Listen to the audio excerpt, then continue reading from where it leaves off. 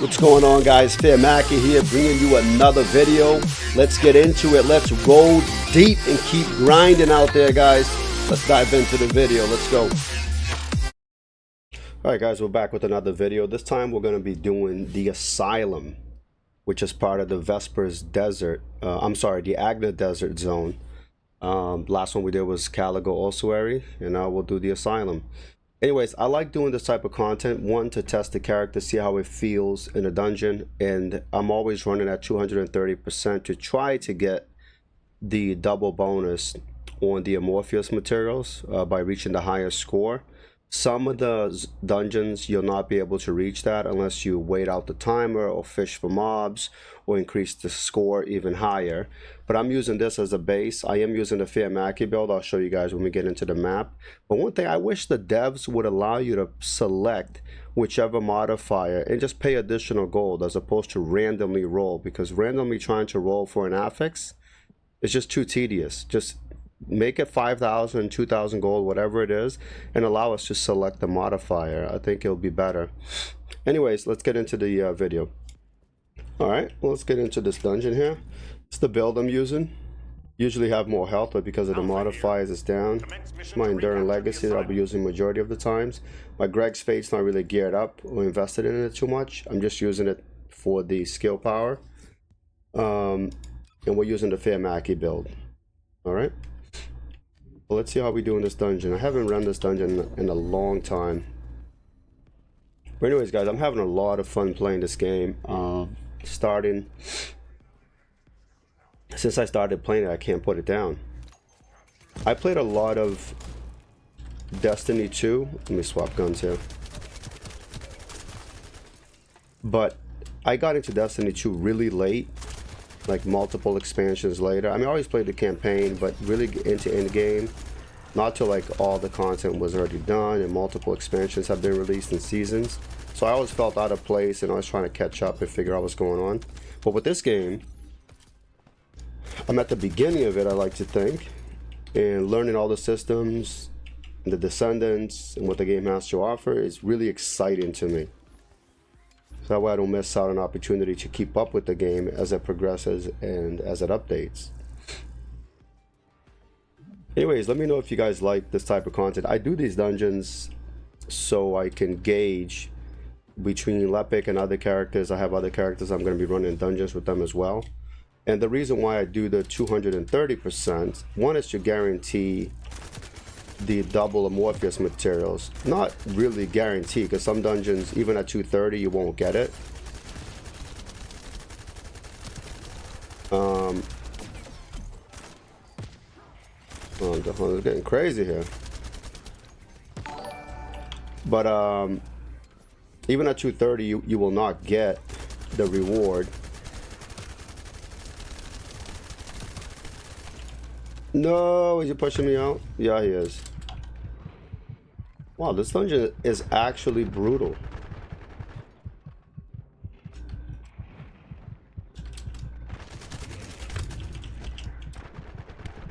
Punch him out of here.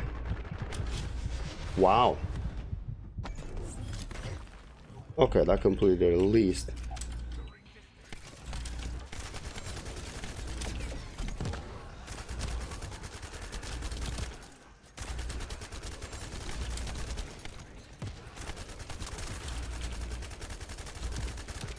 But anyways, 230 will not guarantee it on some of the later dungeons.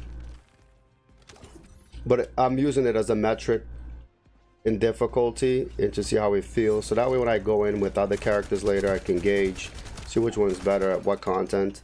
I've got some comments who obviously Bunny runs dungeons extremely quick. I have my brother and friends who play Bunny. I understand that. This is not a competition between Bunny. It's literally with Lepic and everybody else out there who plays Lepic to see how their build pairs up, how they're doing in dungeons. And I can also go back after and compare my Lepic with other classes and my runs as the build evolves as well. And just to see how it does.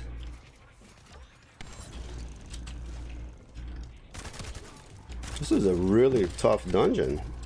I don't remember running this. A lot of these dungeons, you run them like once during the campaign, and then you don't run them anymore, you sort of forget like what's involved in them.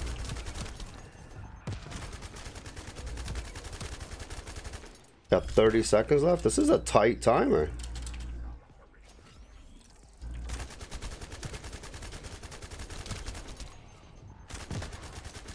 Huh.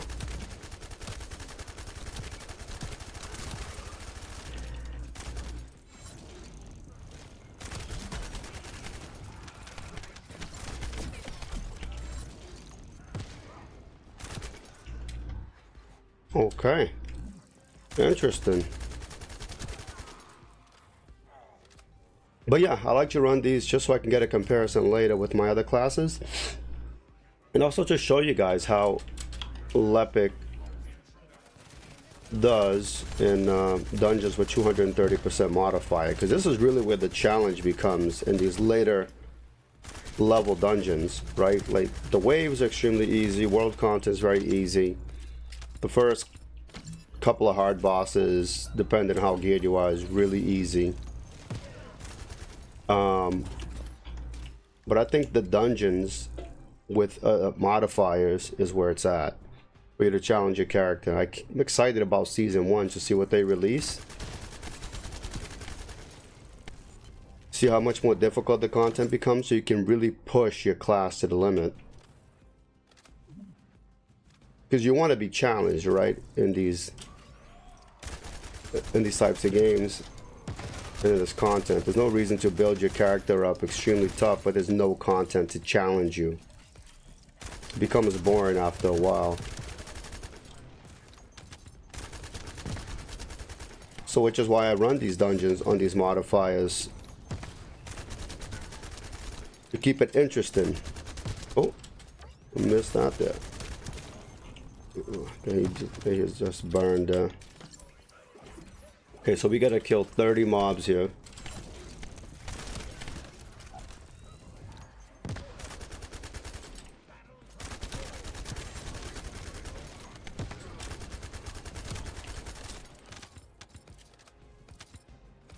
We'll collect 30 fragments, yeah.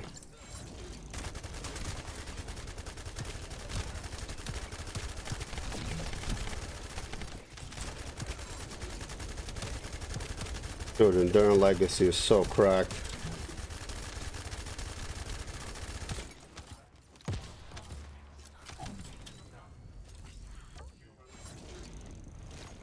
Okay, completed, but let's get rid of these guys. Okay. Not having sprint is awful, but I kept rolling the modifiers for about, I want to say like 3 minutes before I actually got a good one. Because like I mentioned in my other dungeon runs, you do not want jump disabled, hook disabled. Those will give you, 30%. But some dungeons you cannot complete if you can't jump and if you can't hook.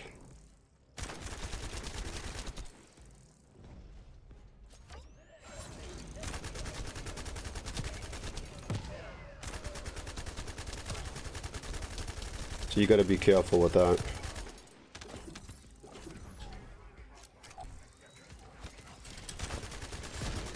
Let me know what you guys are excited about for season 1.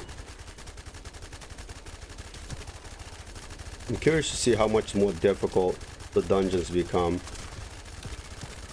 Okay, we gotta kill 32 mobs here. Reload. I'm gonna go up here, pick up some ammo. Ooh, mixed energy residue.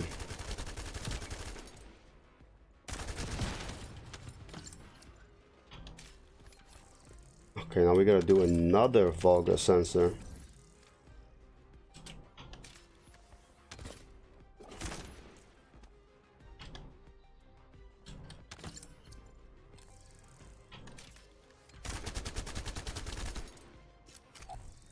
Okay, I remember this dungeon. You're so busy doing other content in the world that when you go back to these dungeons, it's like new content. It feels fresh.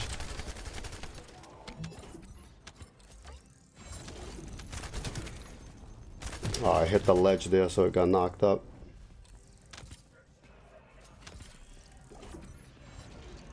Look at that clump, man. Oh my god. The best.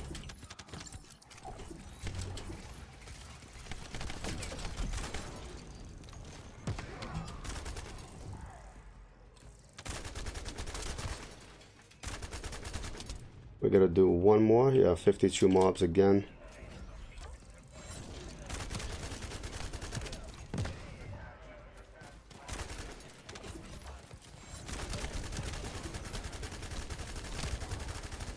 The hip fire on frozen on the Enduring Legacy feels real nice too.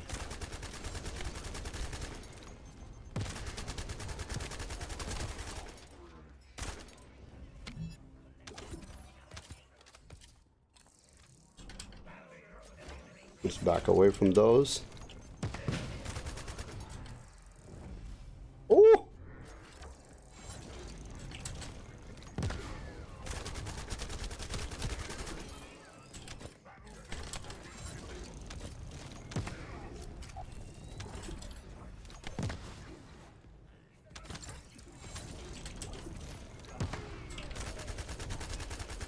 You know something? I actually got regenerative braking. I should probably try that out on the next dungeon run we do. See how it is. I mean, we'll only lose really the skill range when we're reloading, and skill power modifier 39%, which is just our dot damage burn. And for this content, I don't think it'll matter much, but it'll give us more mana, allow us to consistently spam. So you'll have regenerative braking proccing with the Slayer set proccing. I think it's 17% from both, so it becomes like a 34% chance to get free mana. It could be good. I know some of my viewers have said it's not really that good.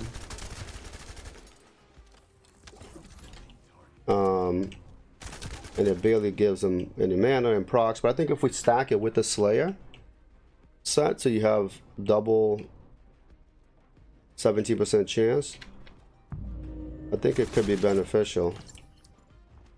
Okay, we're at the end of the dungeon here. What is this? I have to interact with the consoles. Do I have to stand in this to defend it? Oh my god, I do. Okay.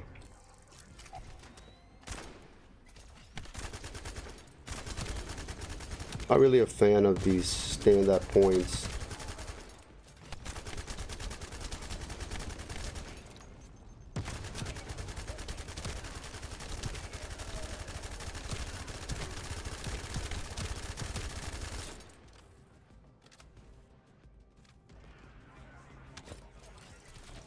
Maybe the wide radius traction, it would have been good to pull them all in.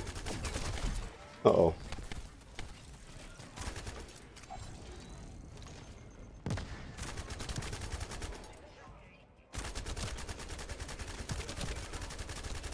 That's a long hacking process timer. What the heck?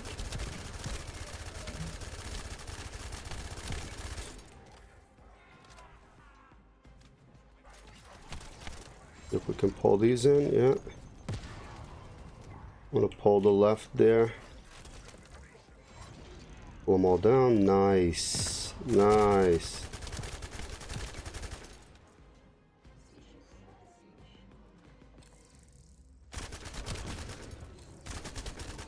These things are dangerous. Uh-oh.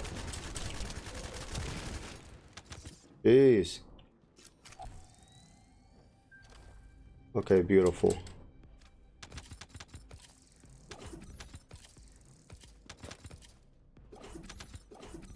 All right, let's go to point B. I really don't remember this, like these 2 points. I thought it was just 1 point in the middle.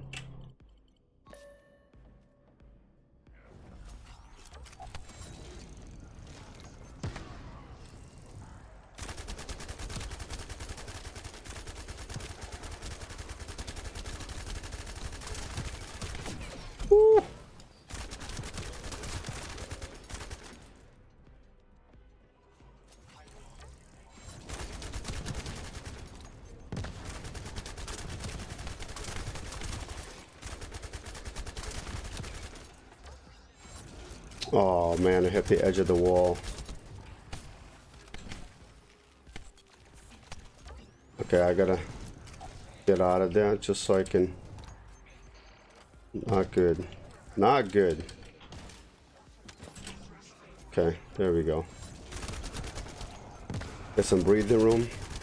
I'm always baited by these stand at the point capture, but if you need some breathing room so you don't wipe, definitely back out, clear them all out.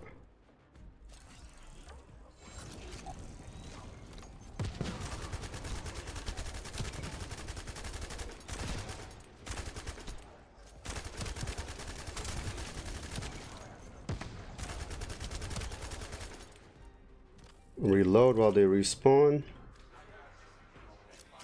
I'm out of combat as well. I'm gonna hold it so I can get some mana, and I'm gonna pull them in.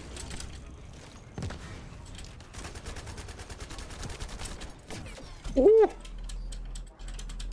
Oh, what? It put my traction grenade on cooldown.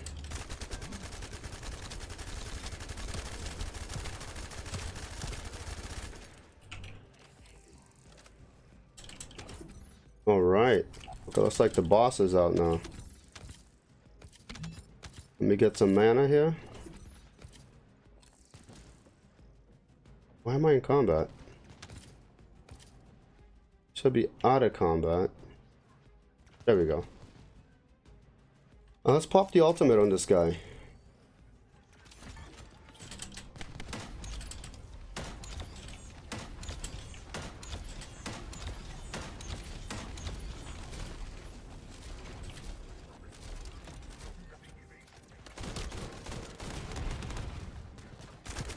There's a Greg's reverse fate procking. Mine's only level 1 and it's not really... I never invested any catalyst into my tactical rifles.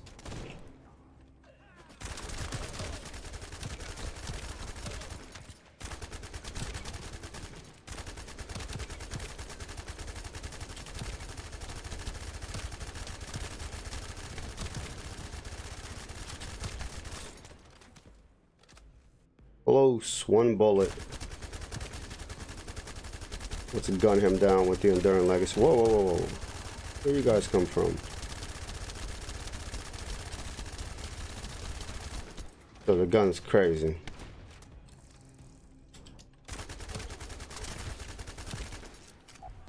Alright, let's pull them all in. Enduring Legacy, Greg's Reverse Fate. Let's blow them up.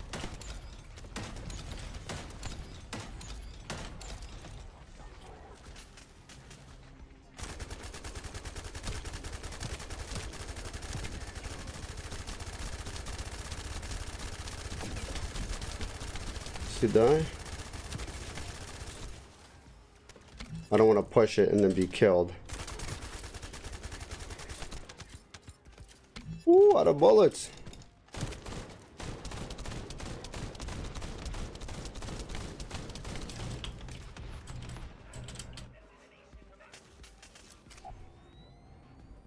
Alright, we're gonna go kill him with our ultimate. There we go. Not bad. All the other dungeons, honestly, I did it like a week and a half, 2 weeks ago. And, you know, just pre-recorded the clips and set it on a schedule. I haven't done dungeons in a while.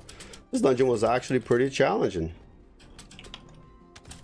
What did it take us? There it is. 17 minutes. Okay. We got 114,000 points. We got the 2 Morpheus patterns. Great. Not bad at all. Ooh, and we got a code breaker. I'll take that. Alright, this dungeon was actually challenging. Alright fellas, I'll see you guys in the next video. Please, if you like the content, it's like to see how it is to run these dungeons on hard difficulty solo with Lepic. Let me know if you enjoyed it. Please leave a comment in the comment section, like, and hit that subscribe button. I really appreciate it. I'm always going to be bringing guides for you guys in the game. Please let me know what other classes and guides, and if these dungeon runs are helpful to you. See you guys in the next one. Peace.